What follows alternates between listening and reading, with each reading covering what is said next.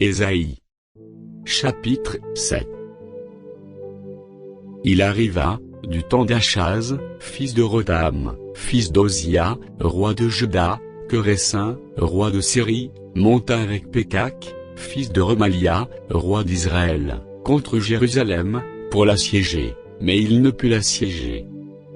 On vint dire à la maison de David, les Syriens sont campés en Éphraïm. Et le cœur d'Achaz et le cœur de son peuple furent agités, comme les arbres de la forêt, sont agités par le vent. Alors l'Éternel dit à Ésaïe, va à la rencontre d'Achaz, toi et Shir-Jashub, ton fils, vers l'extrémité de l'aqueduc de l'étang supérieur, sur la route du champ du Foulon. Et dis-lui, sois tranquille, ne crains rien, et que ton cœur ne s'alarme pas, devant ces deux bouts de tison fumant, devant la colère de Résin et de la Syrie, et du fils de Remalia, de ce que la Syrie médite du mal contre toi, de ce qu'Éphraïm et le fils de Remalia disent. Montons contre Juda, assiégeons la ville, et battons-la en brèche, et proclamons-y pour roi le fils de Tabiel.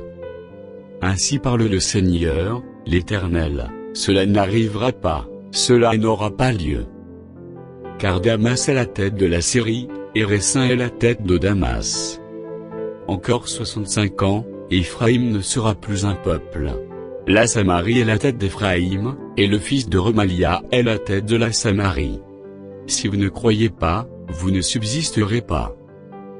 L'Éternel parla de nouveau à Achaz, et lui dit, demande en ta faveur un signe à l'Éternel, ton Dieu, demande-le, soit dans les lieux bas, soit dans les lieux élevés.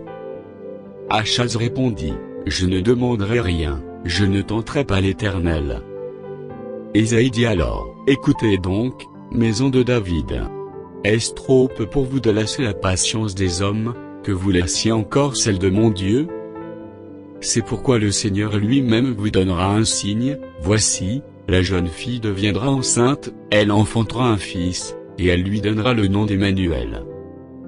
Il mangera de la crème et du miel, jusqu'à ce qu'il sache rejeter le mal et choisir le bien. Mais avant que l'enfant sache rejeter le mal et choisir le bien, le pays dont tu crains les deux rois, sera abandonné. L'Éternel fera venir sur toi, sur ton peuple et sur la maison de ton père, des jours tels qu'il n'y en a point eu depuis le jour, où Éphraïm s'est séparé de Juda, le roi d'Assyrie. En ce jour-là, l'Éternel sifflera les mouches, qui sont à l'extrémité des canaux de l'Égypte, et les abeilles qui sont au pays d'Assyrie.